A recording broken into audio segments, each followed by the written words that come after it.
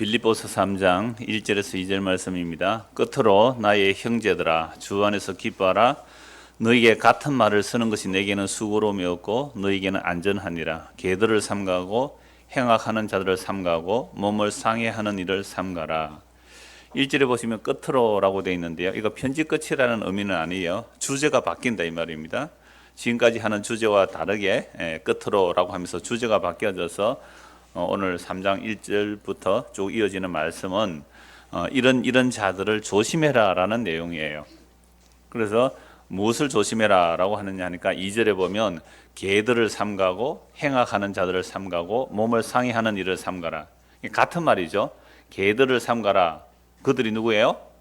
행악하는 자들이고 그들이요 몸을 상해하는 일. 이게 손으로 할례하는 것을 보고 말하는 겁니다. 그래서 이 설교 제목을 처음에는 개조심 이렇게 설교 제목을 잡았는데 처음에는 그랬어요. 그런데 이 개조심 하니까 아무래도 좀 참 그렇지 않아요? 그래서 개들을 삼가고 똑같은 얘기입니다. 여러분 여러분 저 중고등부 학생들은 삼가고라는 말이 뭔지 알아요? 삼가한다. 그냥 조심한다는 말이에요. 삼가한다는 것은 조심한다는 말이에요. 그래서 요즘 번역은 그냥 개들을 조심하세요 하는 게 더 좋을 거예요. 그래서 설교 제목을 개조심 했다가 좀 고쳤습니다. 개들을 삼가고 개들을 조심하세요. 여러분 지금은 이렇게 주택이 많이 없으니까 물론 주택가에 가면 그런 게 있습니다. 옛날에 이렇게 주택가에 가면 대문 앞에 뭐 붙여놔요? 개 조심 이렇게 써놨단 말이에요.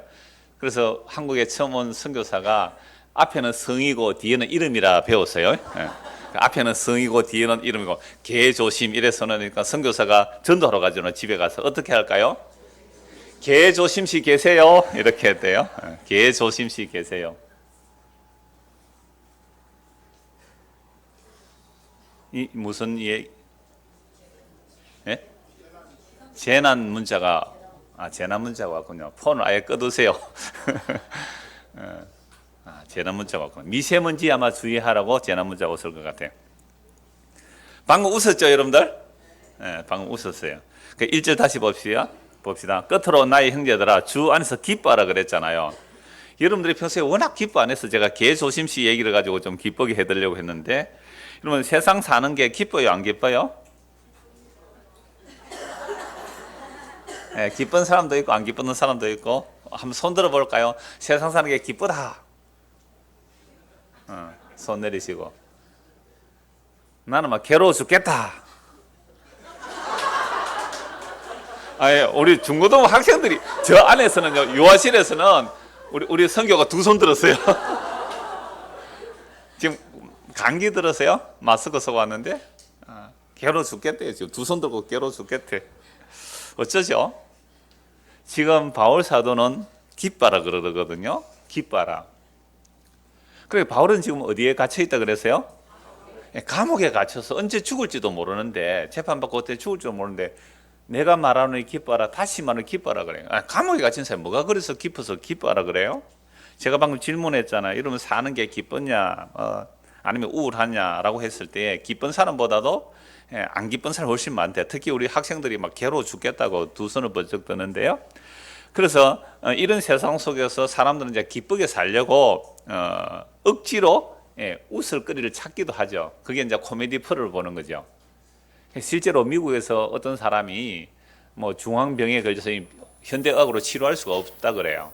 현대의학으로 치료할 수 없다 그러니까 이 사람이 어떤 코미디 프로그램 요즘 뭐 CD로 담기고 옛날에 비디오 테이프로 담았겠죠. 코미디 프로그램 얼마나 많아요. 그 어마어마한 코미디 프로그램을 가득 사서 맨날 그걸 보고 웃었대요. 막 웃었대요. 자기가 암으로 다 죽게 됐는데도 코미디 프로그램을 자꾸 웃었대요. 어느 날 몇 년 그렇게 하니까 나와버렸대요. 실제 그래서 책이 나왔습니다. 그 책 보신 분 혹시? 우리는 빨리 죽기를 원하니까 그런 거 안 보셔도 상관이 없죠. 그래서 진짜 그래가 나았대요. 그래서 웃음 치료사 얘기 들어보셨죠? 자꾸 웃다 보면 어지간한 병은 나아요. 그죠? 그래서 이 사람이 그 책을 써내서 여러분 웃으면 몸이 건강하고 엔돌핀이 나와서 몸이 건강해집니다. 불치병도 고칩니다. 라고 했단 말이에요. 근데 사실은 웃기기 위해서 코미디언들은요 진짜 괴롭대요. 맨날 회의를 해죠. 이게 웃길까? 이게 웃길까? 그거 대책 회의해서 개그 콘서트 할 때 얼마나 고민하는지 몰라요. 한번 웃기기 위해서 그 몇 초 웃기려고 일주일 내내 무슨 생각만 해요? 어떻게 하면 웃길까? 어떻게 하면 사람을 기쁘게 할까? 사람 즐겁게 할까? 이게 직업이 되면 그 사람은 괴로워 죽겠대요. 그래서 웃기고 나서 자기들은 뭐예요? 괴로워서 술 마시고. 이 개그 하는 사람들 안에 그 내용들이 그런 게 참 많아요. 그런데 보세요. 진짜 웃으면 건강해져요. 그런데 문제는 우리나라에 웃음 전도사가 있었어요. 누구였어요? 황성환 박사. 월요일은 원래 웃고, 화요일은 화나도 웃고, 수요일은 수수하게 웃고, 목요일은 뭐 어떻게 웃고, 금요일 어떻게, 하여튼 뭐 늘 웃으래요. 그래서 막 일부러 하하하 하는데요. 희한하게 제가 어떤 분의 글을 보니까 이게 진짜 전문가인지는 모르겠는데, 우리의 뇌는 주어를 기억 못 한대요. 우리의 뇌가 주어를 기억 못 하기 때문에, 그러니까 억지로라도 웃고 따라라도 웃으면 주어를 기억하지 못하기 때문에 내 안에서 뭐요? 그 기쁨을 진짜 기쁨으로 여긴대요. 그래요? 잘 몰라요. 지금 약사님에게 물어봤어요. 그러니까 뇌를 갑자기 주어가 없다 그랬던데, 주어가 없다. 그 말에는 주어가 없다. 그 유명한 말이 있습니다. 그런 말. 그러니까 억지로 웃어도 우리의 뇌는 그게 내가 웃은 걸로 기억해서 몸에 치료된다 그러는데요. 그래서 황성환 박사는 얼마나 많이 웃기로 다녔습니까? 연세대 교수였잖아요. 연세대 교수가 웃기로 그렇게 많이 다녔지만은 세상에 빨리 돌아가셨잖아요. 그것도 믿을 게 못 되죠. 그런데 오늘 제가 드리고 싶은 것은 바울이 기뻐하라 그러는데 그런 코미디나 어떤 세상에 재밌는 걸로 기뻐하라는 게 아니고 딱 나와요. 답이 1절에 보십시오. 끝으로 나의 형제들아 뭐요? 주 안에서 기뻐하라. 이게구나. 주 안에서 기뻐하라. 너에게 같은 말을 쓰는 것이 내게는 수고로움이 없고 너에게는 안전하니라. 물론 기뻐하라는 말도 자꾸 반복해서 하지만 같은 말을 쓴다는 것은 2절인데요. 그건 나중에 다시 살펴보기로 하고. 하여튼 지금 바울 사도가 우리 보고 기뻐하라. 내가 다시 말해 기뻐하라 그러는데 기뻐하는데 무엇 때문에 기뻐하라 그래요? 주 안에서 기뻐하라. 그래서 우리가 항상 기뻐하고 쉬지 말고 기도하고 범사에 감사하는 것이 하나님의 뜻이에요. 근데 우리가 살아갈 때 항상 기뻐하고 쉬지 말고 기도하고 범사에 감사할 일이 별로 없단 말이에요. 늘 힘들고 어렵고 짜증나고 원망난단 말이죠. 근데 왜 자꾸만 기뻐하라, 항상 기뻐하라 라고 하느냐 하면 뭐 안에서요? 주 안에서. 우리 중고등학생 아까 손드는 사람들 주 안에서 기뻐하라 그랬거든요. 그럼 주 안에서 기뻐하라는 내용이 뭐냐? 이거 잘 알아들어야 돼요. 그래서 바울 서신에서 주 안이라는 말이 굉장히 많아요. 주 안에서 기뻐하라 이 말은 내가 주 안에 들어왔다면 이제 기뻐할 것뿐이다 이 말이에요. 주 안에 들어왔다. 그러니까 주 안에 들어왔다는 말은 내가 예수를 믿습니다라는 말이 되는 거예요. 내가 예수를 믿습니다 말은 주님이 내 안에 있고 내가 주님 안에 있는 거예요. 어떻게 예수님이 우리 안에 오시죠? 예수님께서 십자가에서 다 이루시고 그 성령을 부어주세요. 예수님의 영이 우리 안에 들어오는 거죠. 예수님의 영이 들어오면 우리가 예수를 믿습니다라고 해요. 그럼 예수를 믿으면 내가 주 안에 있는 거예요. 이 세상에는 딱 두 종류뿐이에요. 사람이 두 종류뿐이에요. 어떤 사람이 있을까요? 주 안에 있는 사람이 있고 주 밖에 있는 사람이 있고. 주님 안에 있는 사람과 주님 밖에 이 두 종류뿐이에요. 그러니까 주님 안에 있는 사람은 항상 기뻐하라 그래요. 왜 주님 안에 있는 사람을 보고 항상 기뻐하라고 하느냐 하면 지금 바울은 감옥에 있으면서도 내가 주 안에 있기 때문에 기쁩니다 라고 말하는 거예요. 그러니까 주 안에 있다는 사람은 세상의 생명과 섞지 아니할 내용이 들어온 거예요. 그러니까 세상 사람들은 무엇으로 울고 웃습니까? 무엇으로 울고 웃어요? 지난 한 주간 삶을 돌아보면 무엇 때문에 웃었고 무엇 때문에 슬펐습니까? 무엇 때문에 기뻤고 무엇 때문에 화가 나서요? 생명, 돈 때문에 그러네요. 네, 맞아요. 돈 때문에. 그럼 뭐 돈 때문에 돌아버리겠죠. 돈 때문에. 그러니까 생명도 아니고 썩어질 것 때문에 울고 웃었어요. 그죠? 기쁘고 화가 났단 말이에요. 생명도 아니고 썩어질 것 때문에. 복음은 생명과 썩지 않을 내용인데 그런 것 때문에 기뻐하고 울고 웃고 하지 말고 주 안에서 기뻐하라는 말은 우리가 예수를 믿으면 예수님이 내 안에 왔고 예수님이 내 안에 있고 내가 예수님 안에 있기 때문에 이건 생명과 섞지 않을 내용이거든요. 그러니까 이것 때문에 기뻐할 수 있단 말이에요. 그래서 심지어 환란이 와도 뭐 해라? 기뻐해라. 환란이 와도. 왜 그 환란은? 인내를 만들어내요. 그 인내를 통해 연단이 주어지고요. 그 연단을 통해 소망이 우리에게 이루어지는 거예요. 이건 성경 전체가 이 얘기예요. 성경 전체가 이 얘기예요. 그래서 주 안에서 기뻐하라. 그럼 주 안에서 기뻐한다는 말은 좀 더 구체적으로 말하면 영원하신 하나님께서 예수 그리스도 안에서 행하신 그 일, 하나님께서 예수님 안에서 행하신 그 일로 기뻐하는 거고요. 또 예수님께서 하나님의 일을 이루어내신 그 일로 기뻐하는 거예요. 그래서 예수님께서 그 일을 다 이루신 것이 십자가인데요. 예수님께서 십자가에서 하나님의 약속을 다 이루었다라는 그 내용 아래는요, 우리의 죄 용서가 들어 있습니다. 우리의 구원이 들어있어요. 그 안에.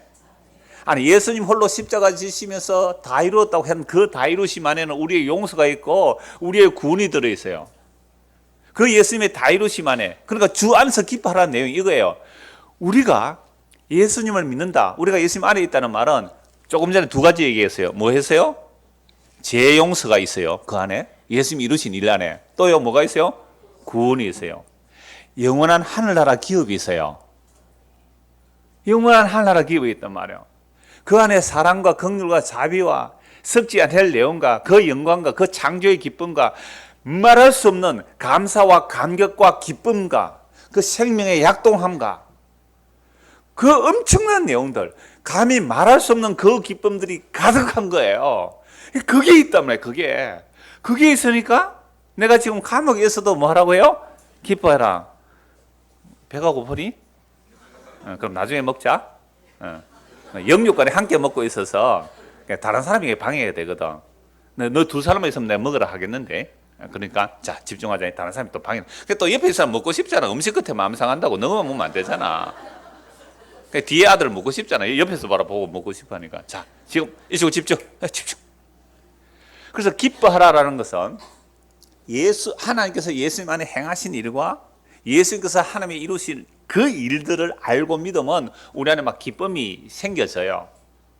네, 그래서 아까 우리가 교동문 읽었을 때요. 한번 교동문 한번 보실래요? 교동문 79번. 교동문 76번 끝에 보십시오. 자, 예수님은 포도나무고 우리는 뭐예요? 가지잖아요. 그래서 제일 끝에 보면 이렇게 해요.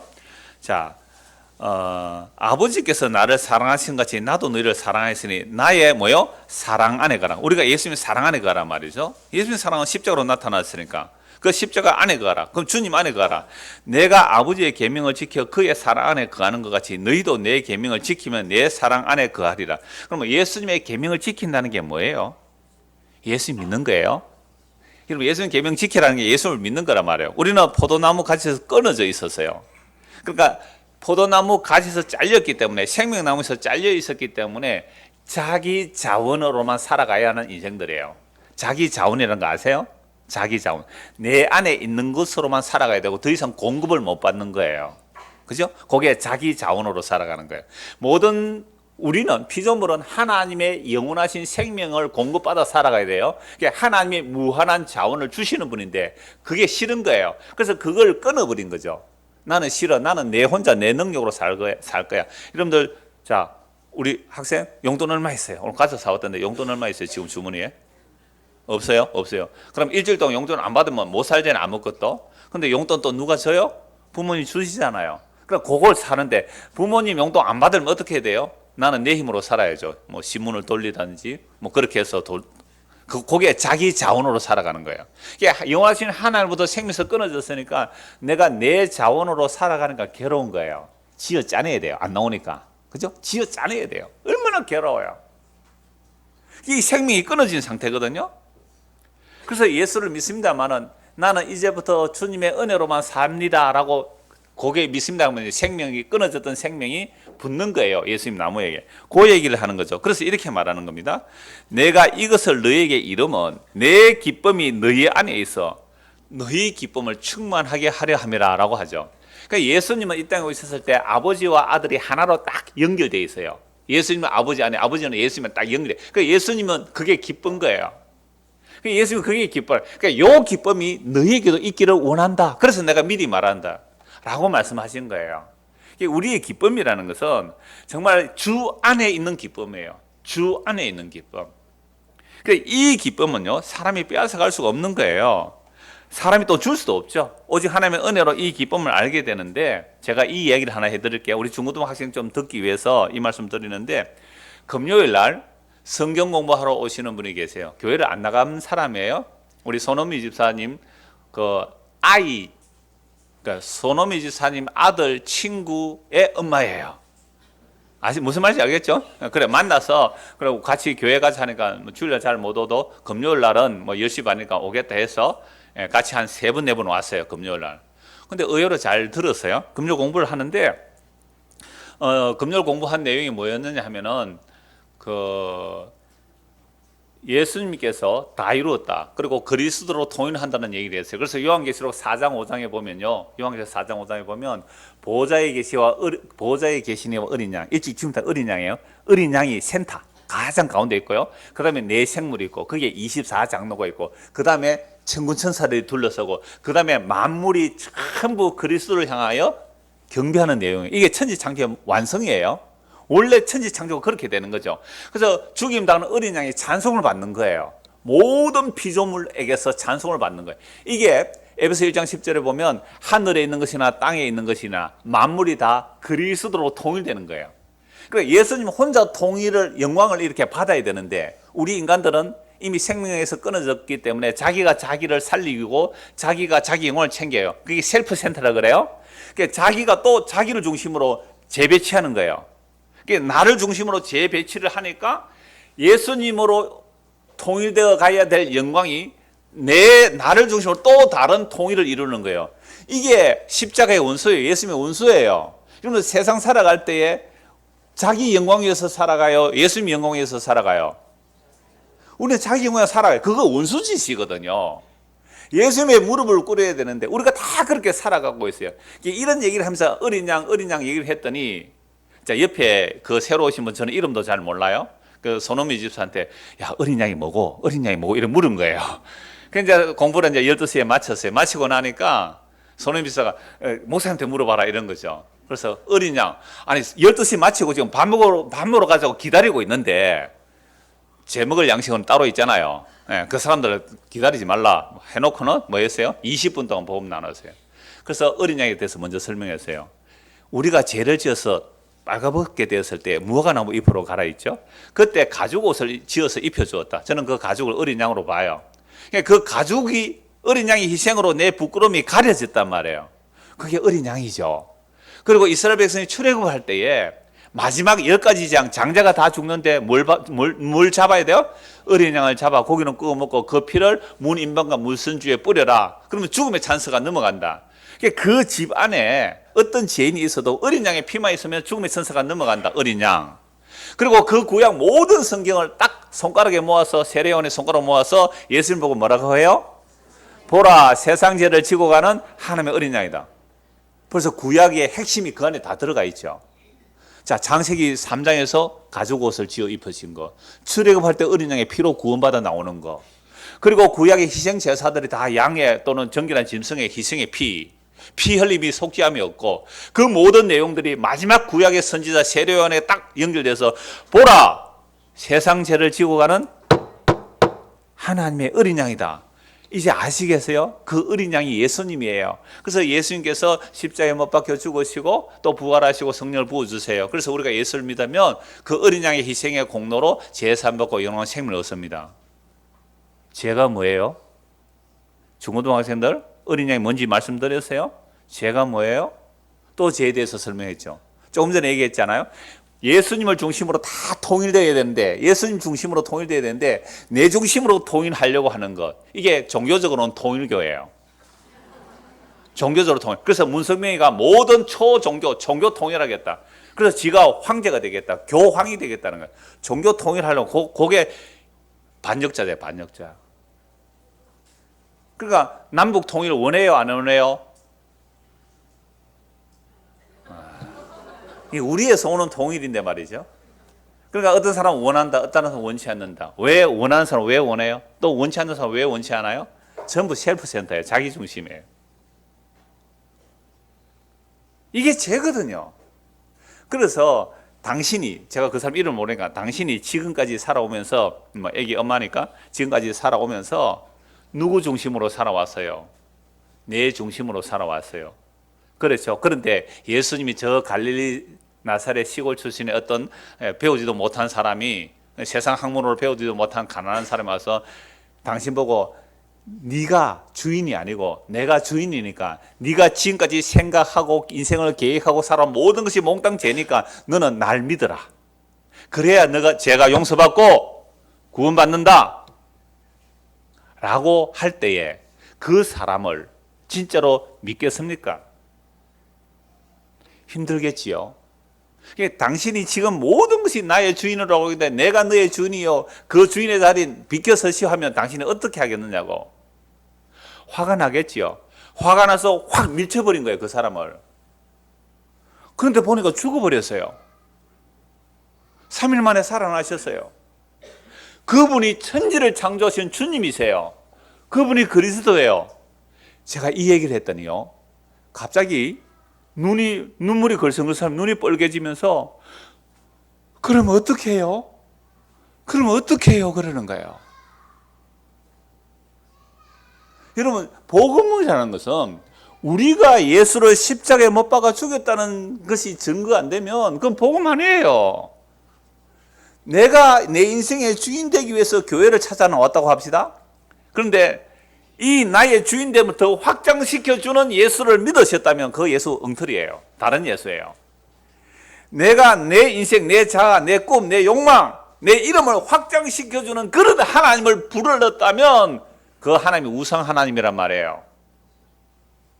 주여 주여 백날 부르고 성령을 부르고 하나님을 불렀다 할지라도 자기가 부인되어지고 그리스도가 내 안에 주인이 되시는 그 예수 믿음이 아닌 내 이름 높여지고 우리 가문 높아지고 우리 교회 이름 높아지고 우리 회사, 우리 나라, 여러분 그런 하나님이 아니에요. 자기를 부인하고 자기 십자가를 지고 나를 따르지 않으면 내게 마땅치 않다 그랬거든요. 그러니까 우리가 교회를 수십 년 다녀도 기본도 안 됐단 말이에요. 기본도. 자기 부인도 이런 식으로 말하는 거예요. 내가 소원을 이루어야 되는데 이 소원을 이루어지기 위해서 먹을 거 안 먹고 입을 거 안 입고 그거 하나님께 갖다 바치면 그걸 자기 부인으로 알아요. 그건 자아의 확대예요. 그게 어떻게 자기 부인이에요? 그렇게 해서 내가 남보다 높아지기를 원하고 천국 가서 다른 사람보다 높아지기를 원해서 그렇게 했다고요? 교회 다니면서? 그게 무슨 자기 부인이에요? 그래서 당신이 예수 죽인 죄인이에요. 어떻게 할까요? 어찌할까요? 정말 눈물이 걸성걸성했어요. 옆에 증인이 있었어요. 성경 찾아봅시다. 사도행전 2장입니다. 사도행전 2장. 제가 기뻐하라는 말씀을 드리기 위해서 이 말씀을 하는 거예요. 사도행전 2장입니다. 36절.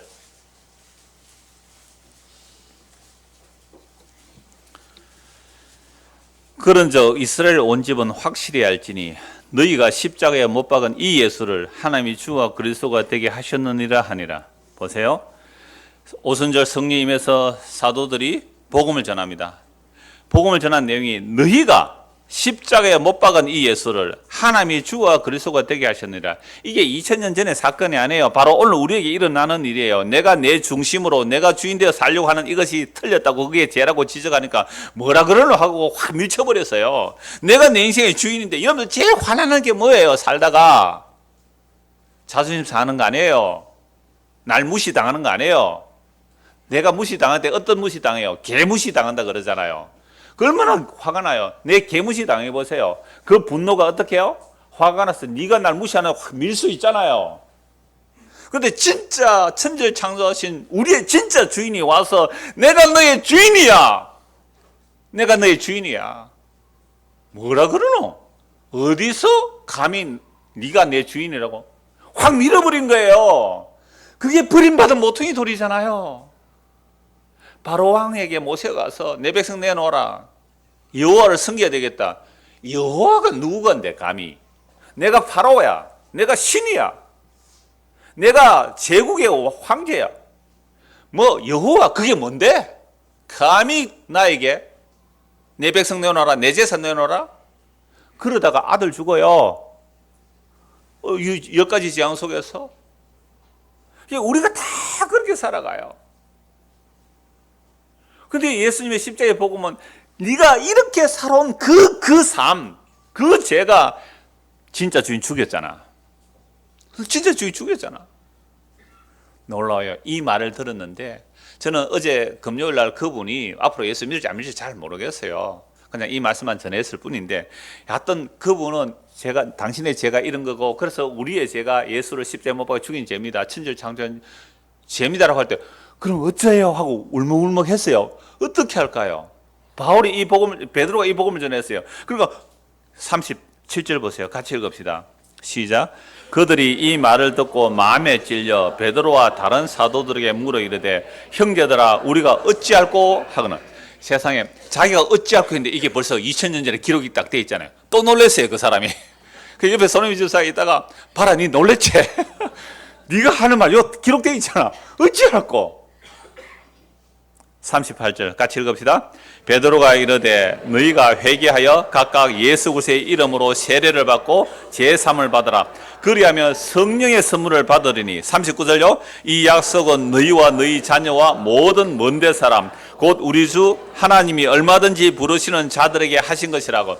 보세요. 2000년 전의 십자가의 사건이 이렇게 멀리 떨어져 있는 오늘 이 창원 땅에 너희가 죽인 예수를 하나님이 살리시고 주와 그리스도가 되게 하셨다. 내가 예수 죽인 죄인 맞네요. 어찌할꼬? 이게 나와요. 어찌할꼬? 어떻게 해요? 그러면 회개하고 주 예수를 믿어라. 회개는 뭐예요? 그동안 나는 내가 내 인생의 주인인 줄 알았는데 내가 내 인생의 주인이 아니었네요. 십자가에 못 박히신 예수님이 나의 주인이 맞습니다. 이게 뭐예요? 회개하고 예수 믿는 거예요. 이 이야기 아니면 교회로 모일 이유가 없어요. 이 이야기하면 우리가 교회로 모일 이유가 없는 거예요. 교회 모여가지고 내 자아 확대하려고요? 우리 이름 높이려고요? 그건 좀 우상숭배라니까요. 이렇게 해서 예수를 믿을 때에 놀라운 일이 일어나요. 참된 기쁨이 주어져요. 참된 기쁨이. 세상에서 줄 수 없는 기쁨. 나는 지금 아무것도 없어요. 아무것도 없어요. 그런데도 기뻐할 수 있는 거예요. 심지어 감옥에 갇혀서 기뻐할 수 있고요.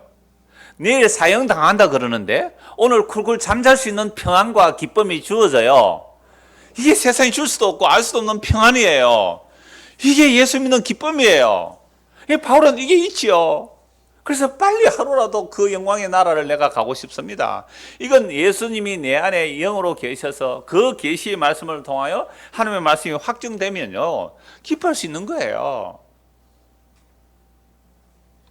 자, 그런데 이런 놀라운 기쁨이 오늘도 예수 믿는 자들에게 나타나는데 이 기쁨을 빼앗아가는 자들이 있는 거예요. 이 기쁨을 빼앗아가는 자들이 있단 말이에요. 그래서 그들을 조심해라는 겁니다. 이 기쁨을 빼앗아가는 자들이 누구예요? 3장 2절 보십시오. 오늘 보면 3장 2절입니다. 같이 읽읍시다. 개들을 삼가고 행악하는 자들을 삼가고 몸을 상해하는 일을 삼가라. 이거 한마디로 말하면 손으로 할례를 받는 자들이에요. 그래서 개들을 조심해라. 그건 바로 악을 행하는 자들인데 그들은 상해하는 일을 한다. 그러니까 살점을 뜯어낸다 이런 말이에요. 이 할례를 말하는 거죠. 유대인들은 자랑이 두 가지예요. 큰 자랑 두 개. 하나는 안식일을 지키는 그들의 자랑이에요. 그러니까 안식일 지킴이 언약이거든요. 영원히 지키라 했으니까. 그래서 안식일을 목숨 걸고 지키는 것이 유대인의 겉으로 드러나는 자랑이라면 몸으로 드러나는 자랑은요 할례예요. 이건 모세보다 더 앞선 아브라함 언약이거든요. 안식일은 모세보다 더 앞선 장세의 언약이란 말이에요. 그러니까 이스라엘 백성들은 겉으로 드러날 때 안식일 지키는 것이 가장 드러나는 겉의 모습이라면 몸으로 드러나는 표현은 뭐예요? 몸으로 할례란 말이죠. 그래서 이 할례를 유대인들이 얼마나 자랑스럽게 했는지 아세요? 사울 왕이 있었어요. 사울 왕이 전쟁하다가 부상을 입었습니다. 그러니까 부상을 입었으니까 적들에서 죽임을 당할 것 같으니까 부하에게 네가 나를 찔러 죽여라. 왜요? 살례받지 않는 자의 죽느니 차라리 네가 날 죽이는 게 낫다. 근데 신하가 어떻게 임금을 죽여요? 머뭇머뭇하니까 사울 왕이 칼을 꽂아두고 거기에 엎드려져서 자기가 자결했단 말이에요. 여러분, 할례받지 않은 자들에게 죽느니 차라리 자살하는 것이 더 명예롭다고 여길 정도로 유대인들은 뭘 자랑해요? 할례를 자랑해요. 바울도 나는 난지 8일 만에 할례 받았다고 다음 주에 또 보겠습니다. 그런 할례를 하는 자들 보고 지금 바울은 뭐라고 해요? 개들이라 그래요. 우리는 뭐 애완견도 있고 뭐 반려견이라서 굉장히 인기 있잖아요.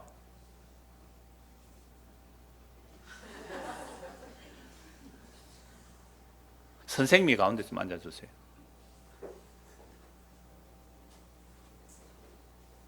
초등학생도 안 그래? 내가 여러분들을 앞자리에 앉히는 이유가 있어요. 저 뒤에 가면 머리 뒤에 숨어서 말씀도 안 들으니까 그러는 거예요. 초등학생도 알아들어요. 중학생들입니다. 충분히 알아들을 수 있는 나이예요. 여러분들 나이면 옛날 같으면 장가 가세요. 아이 낳을 나이예요. 여러분들 같으면 지금 우리 조선시대 같으면요 13살, 4살, 5살 되면요 이미 학문에서도 굉장한 진보가 돼요. 요즘은 이 사교육이 아니 옛날엔 다 사교육이 있거든요. 지금은 이 공교육이 돼가지고 그냥 줄 서 세워서 그렇지만 정말 옛날에는 다 사교육을 했어요. 그럴 때 여러분 나이 같으면요 가장이에요, 가장. 그러니까 이 할례라는 것이 유대인들의 그렇게 자랑이 되는데 왜 개들이라 그래요? 우리나라는 식용도 하고 뭐 애완견, 반려견이라고 하지만 유대 사회는 이 개들이라는 것은요 그냥 길거리 돌아다니는 들개 같아요. 그래서 가장 모독적인 욕이 개들이라는 거죠. 그런데 이 바울이요 그렇게 유대인들이 자랑스러워하는 할례를 행하는 자들 보고 뭐라고 그랬다고요? 이 개 같은 놈들아 이 말이에요. 이 개들이라고 했다면 개들이라. 악을 행하는 자들이고 그건 손으로 몸에 할례 행하는 자들이라. 왜 이렇게 말하는 거예요? 이 이유는 지금 빌립보 교인들이요 빌립보의 이방인들이잖아요. 이방인 지역에 바울이 가서 복음을 전했습니다. 복음을 받았다니까 예수님의 십자가가 하나님의 약속을 다 이룬 것이고 예수님의 십자가로 말미암아 모든 율법의 저주를 예수님이 대신 저주를 받으시고 우리에게는 그 용서와 긍휼과 자비를 우리에게 부어주신 것이 십자가의 복음으로 전했단 말이에요. 그래서 빌립보 사람은 어떻게 받아들였어요? 기쁨으로.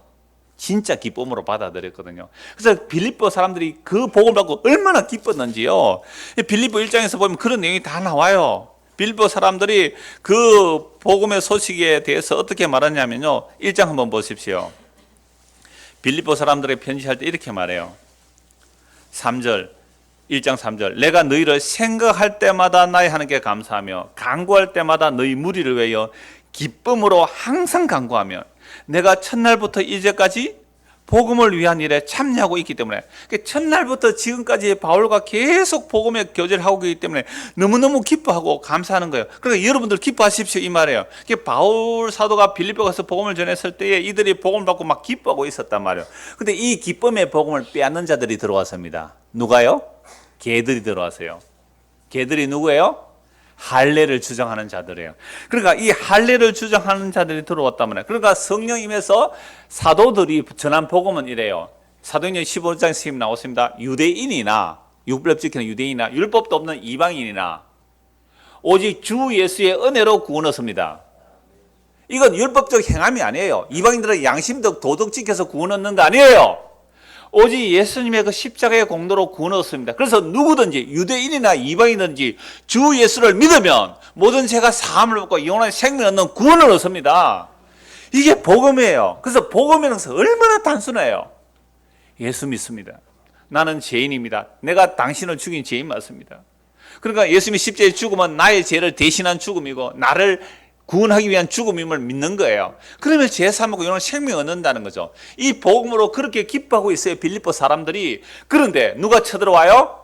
개들이 쳐들어와요. 개들이. 이 개들이 누구예요? 그 당시에는 할례를 행한 거죠. 근데 이 할례 행한 사람들은 유대인들은 그렇게 자랑스럽게 했는데 왜 바울은 자기도 난지 8일 만에 할례를 받았고 유대인 중에 유대인이라고 그렇게 자랑하면서 왜 율법주의자들이에요? 한마디로 율법주의자들이 들어왔을 때 왜 개들이라 그랬을까요? 자기가 난지 8일 만에 할례 받고 유대인의 전통을 따라 바리새인이고 가말리엘 문화로서 율법을 철두철미하게 다 지켜서 율법의 의로는 흠이 없다고 할 정도로 율법을 잘 지켰는데 그 결론이 뭐였어요? 예수 믿는 사람 잡아 죽인 거예요. 얼마나 무서워요. 율법을 지켜서 내가 율법으로는 흠이 없다고 할 만큼 완벽하게 율법을 지켰는데 그 결론이 예수를 직접 죽인 거예요 유대인들이. 그런데 바울은 예수를 직접 죽이는 일에 참여 안 했죠. 스데반 죽이는 일에 참여했단 말이에요. 그리고 예수 믿는 사람 다 잡아 죽이려고 다메섹 도성에 대제사장 공문 가지고 잡으러 가다가 주님을 만났어요. 당신이 누구십니까? 나는 네가 핍박하는 예수다. 아니, 바울이 언제 예수 직접 핍박했습니까? 예수 믿는 사람 핍박했죠. 그리스도와 성도는 한 몸입니다. 그래서 오늘날도 정말 예수 믿는 한 사람을 핍박하면 누구 핍박한 거예요? 예수 핍박한 거예요. 진짜 예수 믿는 한 사람을 대접하면 누구 대접한 거예요? 예수님 대접한. 그러니까 여러분 식당 봉사할 때 이 중에 한 명은 있겠죠, 뭐. 예수 믿는 사람. 그 마음으로 하세요. 예수 믿는 한 명이라도 있을 거다. 없을 수도 있습니다. 한 명도 없을 수 있고, 우리 가운데 그래도 혹 한 명이라도 예수 믿는 사람이 있다면 그 사람 누군지는 모르지만 대접하면, 예수님 대접하면 그 마음으로 하세요. 그거 아니면 어떻게 하겠어요? 그러니까 예수님의 그 십자가의 완성의 복음을 전해놓고 그걸 받고 기뻐하고 있는데 개들이 들어왔다. 개들이. 그들이 와서 야, 예수 믿는 것만으로 부족해.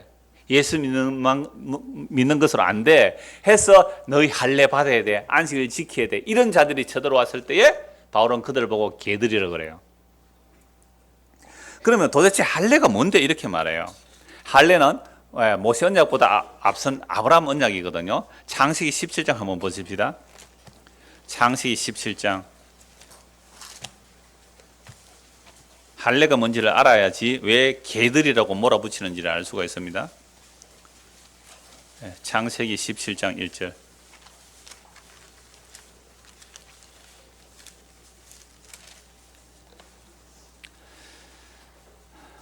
같이 읽겠습니다. 아브라함이 99세 때에 여호와께서 아브라함에게 나타나서 그에게 이르시되 나는 전능한 하나님이라 너는 내 앞에서 행하여 완전하라. 여러분, 인간이 완전할 수 있습니까? 없습니까? 없습니다. 그런데 왜 하나님은 아브라함에게 나타나셔서, 그것도 99세에 나타나셔서 너는 내 앞에서 행하여 완전하라, 너는 내 앞에서 완전하라 했을까요? 나는 전능한 하나님이다. 너는 내 앞에서 행하여 완전하라. 무엇으로 우리가 완전할 수 있어요? 16장 16절 보십시오. 하갈이 아브라함에게 이스마엘을 낳았을 때 아브라함이 몇 세요? 86세. 86세에 이스마엘을 낳았는데 13년 동안 하나님이 기다리시다가 안 나타나셨어요. 99세 될 때에 하나님께서 아브라함이 나타나셔서 나는 전능한 하나님이라 너는 내 앞에서 행하여 완전하라. 이게 도대체 무슨 말씀일까요? 이건요, 앞에 그 내용을 좀 간단하게 요약해서 살펴봐야 되는데, 이러면 아브라함 이야기 잘 아시니까 잠시 요약할게요. 하나님께서 아브라함을 어디서 불러내셨어요? 갈대아우르입니다. 갈대아우르에 몇 세에 불러내셨어요? 몰라요. 갈대아우르에서 몇 살에 불렀는지 나이가 안 나와요. 근데 갈대아우르에서 하나님께서 아브라함을 떠나고 했는데, 그때 갈대아우르에서 하란까지는 데라, 아브라함의 아버지 데라가 주도해서 하란까지 가요. 근데 하란에서 데라가 더 이상 못 가고 거기서 죽습니다. 데라가 죽고 났을 때 하나님이 또 불러세요. 그게 하란에서 부를 때 나이가 75세예요. 그 앞에 그게 우르에서는 65세에 불렀을 수도 있어요. 하란에서 75세 불렀어요. 75세 부름을 받아서 약속의 땅 가나안에 왔어요. 그런데 가나안에 왔는데 흉년이 들었네요. 여러분, 하나님께서 가라 해서 가나안 땅에 가면 풍년이 들어야 돼요, 흉년이 들어야 돼요? 그런데 흉년이 들었어요. 여러분, 이제 예수 믿으려고 교회 왔더니 세상에 우환이 막 겹쳐요. 왜 그래요? 그래서 넘어지는 사람 상당히 있어요. 어떤 분은 정말로 부인하고 뭐 딸이 열심히 교회 다니고 소원이 기도였대요. 우리 아빠가 정말 예수 믿기를, 근데 아주 높으신 분이에요. 이분이 직급이 아버지 높으신 분인데, 그래서 드디어 교회 와서 1년이 채 안 됐는데 지금 감옥에 갔대요. 그런 일이 있으면 어떠해요? 여러분들 마음이? 이거 하나님 믿으려고 교회 왔더니 이거 뭐 재수 없네, 복음커녕 저주를 받았네, 이럴 거 아니에요. 그러니까 가나안 땅에 들어갔는데 흉년이 들었어요. 그래서 어쩔 수 없이 나일강이 있는, 곡식 있는 곳에 가서 밥 얻으러 이렇게 그곳에 양식 구하러 갔겠죠. 그런데 아내가 이쁘니까 뭐라고 하면서 가요? 나는 오빠를 할 테나 너는 동생이라 해라. 그렇게 배다른 동생이기도 막 해요. 그렇게 말하고 갔죠. 그런데 이 바로왕의 신하들이 사라가 이쁨을 보고, 야, 이쁜 어떤 여동생 하나 왔습니다 하니까, 그래서 아내로 줬죠. 근데 바로가 부자기 때문에 아브라함에 막 금과 은과 막 양떼 소떼 많이 줬어요. 그 당시요, 아브라함이 이집트 갈 때, 이집트는 피라밋이 있는 나라예요. 얼마나 대단한지 아세요? 피라밋이 지금도 불가사의라 그러잖아요. 그 피라밋이 아브라함 시대 때 이미 만들어진 그 대제국의 왕 파라오예요. 근데 그 안에 갔다가 하나님께서 바로를 뭐라 하니까 그 다음 손도 못 대고 돌려주면서 니 왜 그러냐 그러잖아요. 그러니까 뭐 내 죽을 것 같아서 그랬다. 이러니 아브라함 이거 믿음 있어요 없어요? 없어요. 믿음이 1도 없어요. 믿음에서 어떻게 자기 마누라를 팔아먹고 이렇게 돈 많이 받고 그럴까요? 아니 나쁜 놈이에요 아브라함이. 나중에 한 번 더 그래, 한 번 더 또. 그리고 거기서 놀라운 경험을 하죠. 야, 나를 불러내시는 하나님은 저 파라오 왕도 마음대로 움직일 수 있는 전능한 하나님구나. 그러면 하나님이 약속한 선 반드시 이뤄낼 걸 믿었단 말이에요. 그리고 또 소돔과 고모라에서 자기 조카 롯을 구해오면서 네개국 연합군을 물리치면서 또 믿음이 생겨요. 그리고 돌아오는데 멜기세덱이 축복해줘요. 높은 분으로부터 너 축복을 받은 사람은 이렇게 돼 있거든요. 그러니까 아브라함이 그제서야 야, 나를 불러내신 하나님이 어떤 분인지 알게 됐단 말이에요. 그게 뭐냐? 하나님이 뭐라고 말씀하시면 이뤄내시구나. 이게 언약의 전능하신 하나님. 요걸 믿어야 돼. 그래서 창세기 15장 6절에 하나님 15장 1절 하나님 나타나세요. 아브라함아 내가 너의 방패요 지극히 큰 상이다라고 하니까 나 상 없는데요 이런 거예요. 나 상 못 받는. 나는 자식이 없다. 자식이 상이에요? 자식이 상인데 나는 자식이 없어요. 그러니까 우리 집에서 길린 이 종 엘리에셀이 나의 후사가 될 겁니다. 아니야, 걔 말고 네 몸에서 날 씨가 너의 후사가 될 것이고 너의 후손이 저 하늘의 별봐 하늘의 별처럼 많게 해주겠다.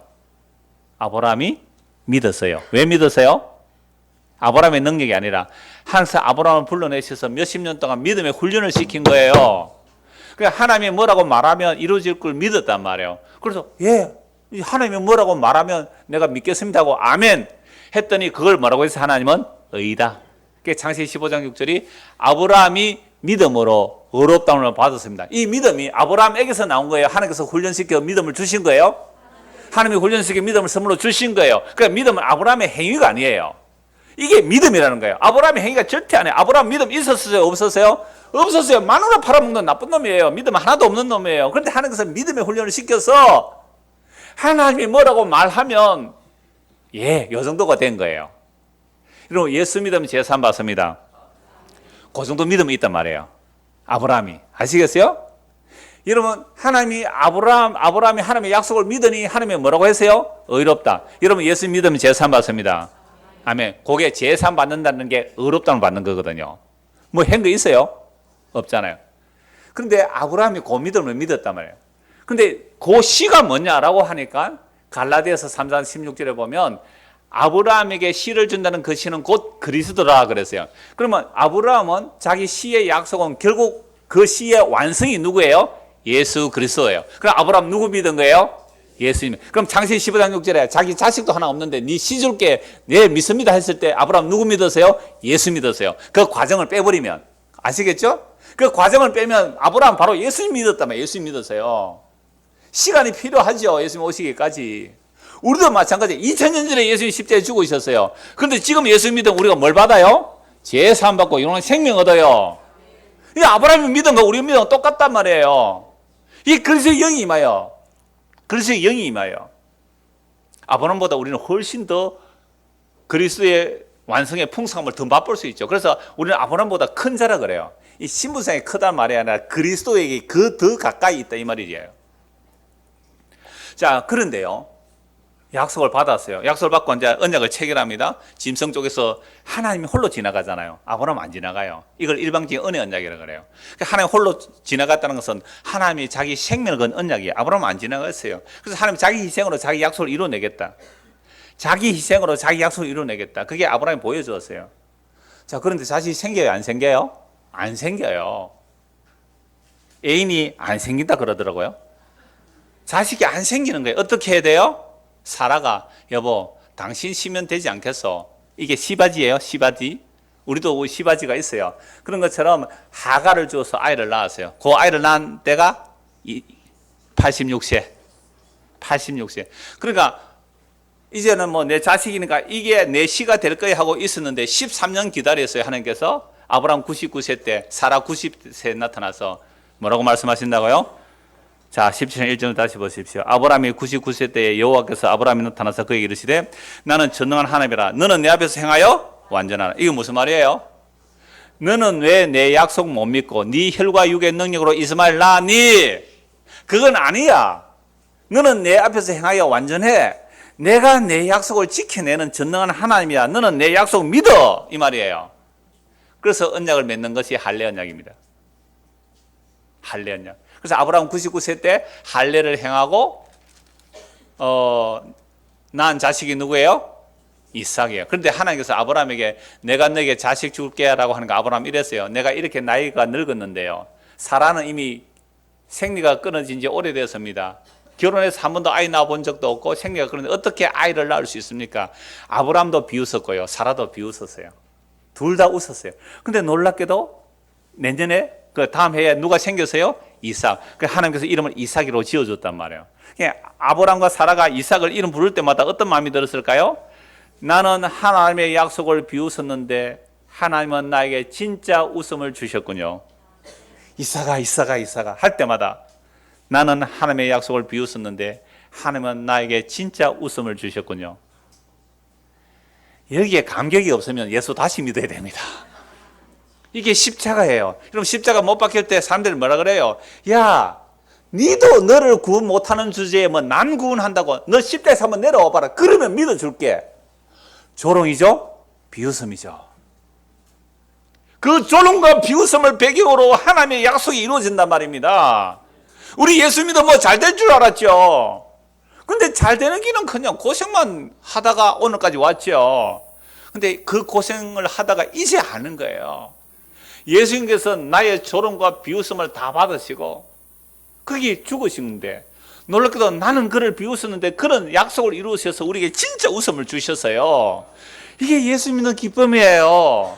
나는 그를 믿지 않았습니다. 나는 그를 조롱했습니다. 나는 그를 십자가에 못 박아 죽었습니다. 근데 그는 나를 사랑하셔서 다시 살아나셨고 그는 나를 사랑해 주셨어요.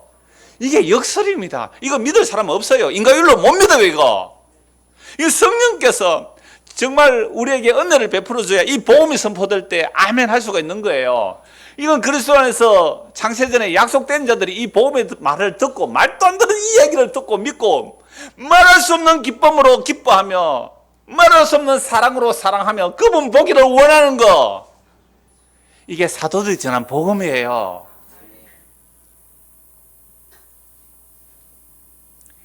그래서 할례라는 것은요, 왜 할례를 행합니까? 내가 너에게 약속했지, 너에게 실을 준다고. 근데 너는 왜 내 약속 못 믿고 네 혈과 육의 능력으로 이스마엘 낳았니? 너 생식기 잘라. 생식 끝을, 그러니까 네 혈과 육의 능력 아니야, 이 표로 할례를 행하라는 거예요. 그러면 할례를 왜 받았어요? 사람들이, 유대인들 왜 할례를 받았어요? 나는, 그러니까 몸에 할례의 표를 지니는 게 뭐예요?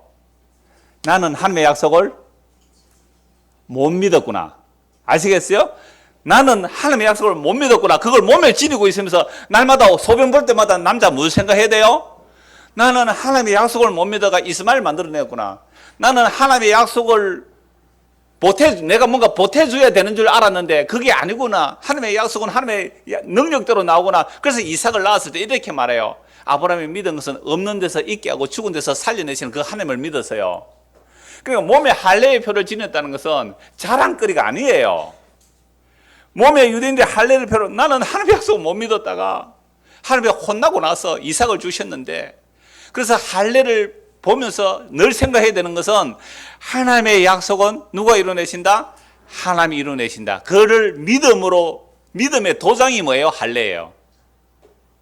그런데 이 할례를 뭐로 가지고 있다고요? 자기 자랑거리고 가지고 있었어요. 얼마나 엉터리예요. 진짜 그래요? 로마서 4장 한번 보십시오. 로마서 4장입니다.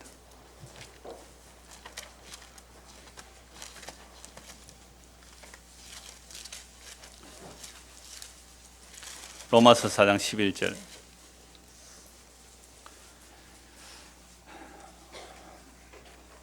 같이 한번 읽읍시다. 그가 할례의 표를 받은 것은 무할례 시에 믿음으로 된 의를 인친 것이니 이는 무할례자로서 믿는 모든 자의 조상이 되어 그들도 의로 여기심을 얻게 하려 하심이라. 자, 할례의 표를 아브라함이 받은 것은 무할례 시에, 그러니까 창세기 15장 6절에 믿음으로 의롭다함을 받았을 때 할례 받았어요? 안 받았어요? 안 받았죠. 안 받았는데 믿음으로 의롭다함을 받은 것을 도장을 꼭 찍어준 거예요. 그게 창세기 19장에서 할례를 받은 겁니다. 그래서 할례를 받았다는 것은 하나님의 약속은 누가 이루어내신다? 하나님이 이루어내신다는 그 믿음을 도장 찍듯이 몸에 새긴 게 할례예요. 근데 이걸 뭐 했다고요? 자기 자랑으로 가지고 다녔어요.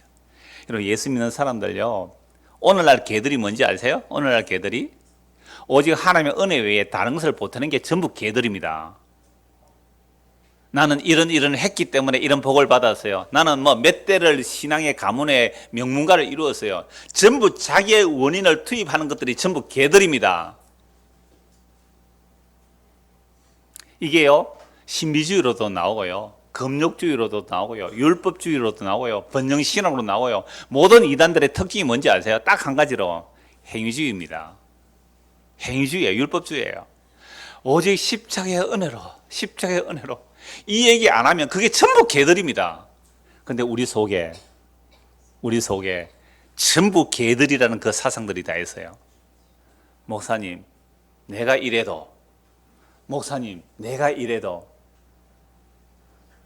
내가 오늘 교회 1등 왔거든요. 제가 오늘 문 다 열었습니다. 내가 1등 왔거든요. 나는 오래됐거든요. 나 헌금을 많이 했거든요. 나 찬양대를 했거든요. 그거 안 나오는지 한번 조사해 보세요. 다 나와요. 그러니까 우리가 예수 죽인 죄인 맞아요. 로마서 4장 보십시오. 1절. 그런즉 육신으로 우리 조상인 아브라함이 무엇을 얻었다래요? 만일 아브라함이 행위로서 의롭다 하심을 받았으면 자랑할 것이 있으려니와 하나님 앞에서는 없느니라. 그런데 감히 우리가 하나님 앞에 나 이것저것 행했다고요? 말도 안 되는 소리예요. 교회가 왜 시끄러운지 아세요? 구역이 모이든 뭐 전도회 모이든 왜 시끄러운지 아세요? 자기 행위를 자랑하기 때문에 나오는 거예요. 자기 주장을 하기 때문에 시끄러운 거예요. 아브라함이, 적어도 믿음의 조상 아브라함이라는 사람이 자기 행위로 어렵다는 받는 게 없어요. 하나도.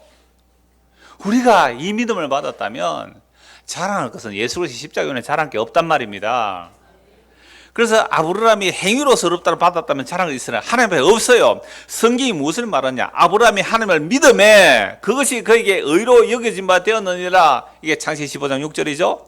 일하는 자에게는 그 삭이 은혜로 여겨지지 아니고 보수로 여겨지거니와 일을 아니할지라도 경건하지 아니한 자를 의롭다 하시는 이를 믿는 자에게는 그의 믿음을 의로 여기시나니 일한 것이 없이 하나님께 의로 여기심을 받는 사람의 복에 대하여 다윗이 말한 바 불법이 사함을 받고 죄가 가려짐을 받는 사람들은 복이 있고 주께서 그것을 인정하지 아니하실 사람은 복이 있도다 함과 같으니라.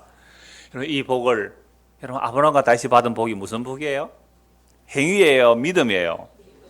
그 불법을 사하여 주시고 그 죄가 가려 주시는 것, 예수 그리스도의 희생으로 우리가 죄사함을 받고 의롭다함을 받는 이 복을 아브라함과 다윗이 말한 거예요. 그런즉 9절 이 복이 할례자에게느냐 혹은 무할례자에게도냐. 우리는 태어날 때 무할례자였잖아요. 우리가 말하기를 아브라함에게는 그 믿음이 의로 여겨졌다 하노라. 그런즉 그것이 어떻게 여겨졌냐? 할례시냐 무할례시냐? 할례시가 아니고 무할례시라. 할례도 받지 않았을 때의 믿음을 의롭다 받은 것. 그런데 믿음으로 의롭다 받고 나서 누굴 낳았어요? 이스마엘. 자기 행위 플러스예요. 믿음 플러스 행위가 이스마엘 나온 거예요. 그래서 이스마엘 낳고 나서 하나님 일부러 기다리는 거예요. 완전히 포기되도록, 더 넓도록, 생명이 끊어지도록 인간의 가능성을 제로로 만들어 놓고 하나님께서 다시 아브라함에게 할례해. 이것은 할례라는 것은 뭐예요? 나는 하나님의 약속을 믿지 못했기 때문에 다시 믿음이라는 확증을 주기 위해서 할례를 받았습니다. 이게 할례인데 네 할례 받았나? 나 할례 받았는데 네 세례 받았나? 니는 유아세례 못 받았네. 나는 어릴 때 엄마 배부스도 교회에다가 유아세례 받아. 이런 걸 자랑할 수 있단 말이에요. 한때는요, 성지순례, 성지 없습니다. 그거 무슨 성지예요? 예수 믿는 사람이 있는 곳이 성지인데, 어떤 성지순례 한다고 해서 요단강에 물 떠와가지고 세례 주는 거예요. 교회에서. 목사님이 요단강 물로 세례를 주었어요. 그러니까 뭐라는지 아세요? 니는 무슨 물로 세례 받았노? 나는 요단강 물로 세례 받았다. 니는 수돗물로 세례 받았지.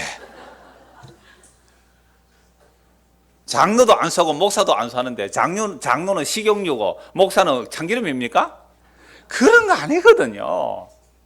온갖 쓸데없는 것을 다 자랑하니까 은퇴 장로회가 명함 돌린대요. 무슨 말인지 몰랐죠? 조기 은퇴 장로 이렇게. 잘 모르시네요. 정년이 70인데 나는 조기 은퇴했으니까 괜찮은 사람이잖아 하고 조기 은퇴 장로. 아직도 모르시네. 나는 조기 은퇴 목사. 70까지 70년 그러니까 만으로 70년 생일까지 다 채워야 돼요. 그러면 한 1년 좀 빨리 마쳤다고 뭐예요? 조기 은퇴 목사. 인간은 끊임없이 자기 자랑하려고 해요. 그러니까 아브라함과 다윗 너무나 분명하죠. 그래서 할례는 자랑거리가 아니에요. 자, 마지막 성경 보고 마무리하겠습니다. 요한계시록 22장입니다. 그러니까 예수님의 십자가 외에 다른 거 뭐 보태고 더하고 하는 그런 것들이 다 개들입니다. 요한계시록 22장 보십시오. 성경 마지막이죠. 제일 끝입니다. 22장 13절부터 보십시오. 나는 알파와 오메가요 처음과 마지막이요 시작과 마침이라. 예수님이에요. 예수님은 전부 천지를 창조하신 분입니다. 자, 그분이 말씀하시는 거예요. 자기 두루마기를 빠는 자들은 복이 있으니 이는 그들이 생명나무에 나아가며 문들을 통하여 성에 들어갈 권세를 받으라며. 생명나무에 나아가서 생명나무에 나아가려면 뭘 통해 들어가야 돼요? 문들을 통해 들어가야 돼요. 문들을. 생명나무에 들어가는데 문들을 통해 성에 들어가는데 어떤 사람이 거기에 들어가는 거예요? 두루마기를 빠는 자들이에요. 이런 두루마기라는 의의 세마포시예요. 요한계시록 보면 의의 세마포, 즉 믿음으로 의롭다움을 받은 거예요. 근데 믿음으로 의롭다움을 받았는데 이게 창세기 15장 6절에 아브라함이에요. 믿음으로 의롭다움을 받았는데 그거 뭘 갖다 붙여요? 자기 혈과 육으로 만든 이스마엘을 갖다 붙여요. 이스마엘을. 그래서 갈라디아 4장 보면 이스마엘은요 못 들어가요. 그건 하갈의 자식은 못 들어간다 그래요. 종의 자식이기 때문에. 근데 우리는 끊임없이 나에게 두루마기에 뭔가 붙이려고 해요. 예수님께서 입혀주신 의의 옷만 입고 가면 완벽한 신부인데, 점도 없는 티도 없는 신부인데 여기다 자꾸 데코레이션 하려고 그래요. 그럼 북한에서 가끔씩 그 높은 사람들 군장 오면 뭐 붙여놨습니까? 훈장 두룩두룩 붙여놔. 훈장 가득 붙여놨잖아요. 그거 있으면 못 들어가요. 예수님의 십자가 피 외에 다른 거 붙이지 마세요. 그거 있어서 생명나무로 못 가고 성 안에 못 들어가요. 그래서 성 안에 못 들어가서 생명나무에 못 들어가고 그 성 안에 못 들어간 제 첫 번째 목록이 개들입니다. 15절 보세요. 개들. 점술가. 이건요 그냥 점치는 사람 보고 말하겠어요? 예수 이름 불러가면서 점쟁이하는 거 얼마나 많아요. 음행, 그리스도의 다른 것 사랑하는 거, 살인자, 마음으로 미워하는 거, 우상 숭배자들, 거짓말 좋아하며 지어내는 다 성 밖에 있는데 첫째 제목이 뭐예요? 개들. 그러니까 개들로 보면 다 개들로 보면 돼요. 거기에 첫째 목록이 개들이라는 것은 그 안에 여기 다 들어갔다고 보면 돼요. 점술가 뭐예요? 개들이에요. 그러니까 계시, 하나님의 십자가 완성의 계시예요. 다른 계시처럼 그 개들이에요. 예수님의 다른 거 사랑하면 뭐예요? 그 개들이에요. 살인, 우상 숭배 이게 다 개들이란 말이에요. 거짓말 다 개들이에요. 그런 자들은 다 어디에요? 성 밖에 있어요. 제가 오늘날 개들 뭐 이러면 다 할 거예요. 예수님의 십자가에 다 이루심 외에 뭔가 부족하다고 더 보태야 된다고 라고 한다면 그건 전부 개들로 하시기 바랍니다. 그래서 나 예수는 교회들을 위하여 내 사자를 보내 이것들을 너희에게 증언하게 하였노라. 나는 다윗의 뿌리요 자손이 곧 광명한 새벽별이라. 17절 같이 읽읍시다. 성령과 신부가 말씀하시러 오라 하시는도다. 듣는 자도 오라 할 것이요 목마른 자도 올 것이요 또 원하는 자는 값없이 생명수를 받으라 하시더라. 선명해지죠? 아주 선명해지죠? 개들이 뭔지 아시겠죠? 값없이 생명수를 받는데, 값없이 생명을 받는데 요 말에 더하고 빼거나 엉터리 말 다른 말 하면 그게 개들이라는 거예요. 내가 이 두루마리 예언의 말씀을 듣는 모든 사람에게 증언하노니 누구든지 이것들을 위해 더하면 하나님이 이 두루마리에 기록된 재앙들을 거기에 더하실 것이요. 두루마리에 더한다는 것은 전에 한 말씀드렸죠. 가장 가까운 문맥은 17절이에요. 값없이 생명수를 받습니다 라는 요 말에 뭔가 더하면 성경에 기록된 모든 저주가 그에게 더해질 것이고, 만일 누구든지 이 두루마리 예언의 말씀을 제하여 버리면, 값없이 어렵다는 받는다는 것, 요거에서 뭐 빼버리면 이 저주가 그에게 임할 거란 말이에요. 그래서 만일 누구도 이 두루마리 예언의 말씀을 제하여 버리면 하나님이 이 두루마리에 기록된 생명나무 및 거룩한 성의 참념을 제하여 버리라. 생명나무 거룩한 성에 들어가는 유일한 길은 뭐예요? 예수 그리스도를 믿음으로 갑니다. 주께서 입혀진 그의 의의 옷을 입고 갑니다. 여기에 더하거나 빼려고 하지 마십시오. 20절 이것들을 증언하시니가 이르시되 내가 진실로 속히 오리라 하시거늘 아멘. 주 예수의 오시옵소서. 주 예수의 은혜가 모든 자들에 있을지어다. 아멘. 그럼 우리는 신부들이에요. 예수님의 피로 입혀진 의의 신부들이에요. 그러면 신부가 신부의 옷을 입고 의의 피의 옷을 입고 그거 더럽히지 않고 그 옷을 더럽히지 않는 자들이 사대교회에 있었다고요. 그 옷을 더럽히지 않는 자들. 주여 나에게 이렇게 깨끗하고 의롭고 희고 완벽한 그릇의 신부로 만들어 이 의의 옷, 예수님의 십자가 피로 만들어진 이 의의 옷을 입고서 신랑 오시를 기다리는 자들, 그들의 기쁨을 빼앗아가는 자들이 누구라고요? 개들이에요. 그 개들이 뭔지 분별하고 우리 주 예수 그리스도 그분의 사랑만 채워서 그분의 사랑을 바라고 그분을 기다리는 저와 여러분 되기를 소원합니다. 기도하겠습니다. 하나님 아버지,